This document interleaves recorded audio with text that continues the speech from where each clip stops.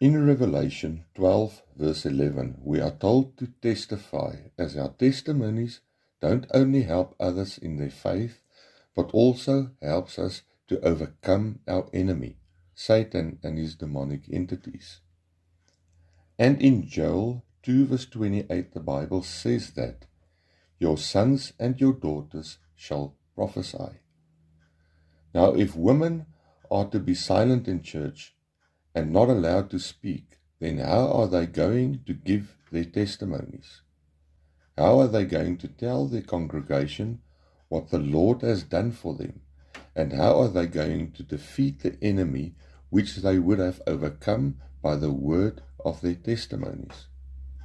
And if they are not allowed to speak, then how are they going to prophesy to the people of God and speak the word of the Lord to the church? Can you guys see how ridiculous this is? I really pray that people will start to read the Bible in its whole and not take one or two scriptures out of context of the whole Bible and run with it, because a text out of context of the whole Bible is a pretext.